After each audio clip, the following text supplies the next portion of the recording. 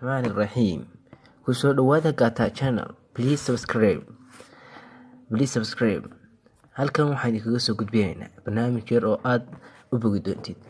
Barnaamijkaas waxaa weeye seebaad u xisaabin kartaa xisaabtaada aan isticmaal wax qalina. Daawadayaal haddaba waxaa jirta program lagu xisaabiyo xisaabta adigoo aan adeegsan qalin iyo wax ka shaqeyna iyo wax calculator. Haddaba barnaamijkan waxaa la dhahaa Photomatic ama Photomath. Barnaamijkaasi wuxuu kugu saacidayaa inaad xisaabtaada ka shaqeysid xisaab kastoo adag iyo xisaab kastoo fududba adigoo aan isku dhimin 2 seconds. Haddaba daawadayaal aan tuso soo shaqeynay.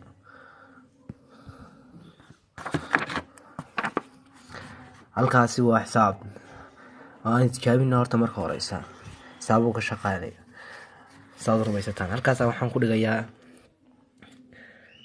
x square plus 4 minus 8 equals 0. anigu ma tijaabin xisaabtan xitaa waxay soo baxayso garamaayo laakiinse waan ku eegayaa. wakaas x2 wuxuu soo saaray minus 2, x1 wuxuu soo saaray minus 2, x2 na wuxuu soo saaray 2. hadday xisaabtaas yar adag tahay aan mid yar oo algebra ku eego. x plus 4 plus 0 equals 0.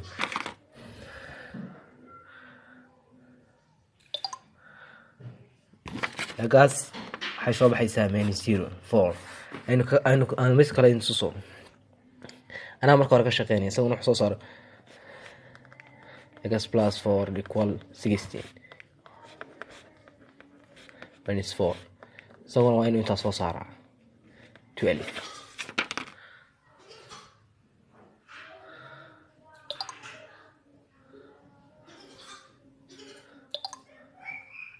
x waxa soo saaray wuxuu soo saaray 2 alif ayuu soo saaray oo waa aragtaan inuu 2 alif soo saaray.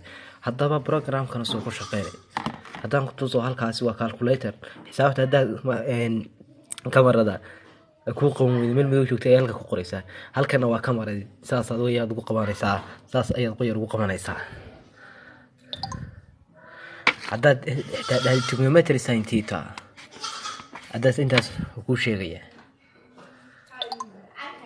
theta autobay ayaa la dhiganta already ayuu bedelay. halkaasna waa xisaabihii graafkii ayuu ku muujinayaa. halkaasna waa xisaabihii historygaaga iyo waxaad weydiisay taas ayaan rabnaa weydiiyay oo ka soo saaray intaas ka soo saaray waxaan ku 3 power 4 waxaan ku 3 power 4 plus times 3 power 2. wakaas 3 power 6 way soo baxaysaa. hadduu daawadayaal ka faa'iideysi fiican. Assalaamu calaykum waraxmatullaahi wabarakaatuh.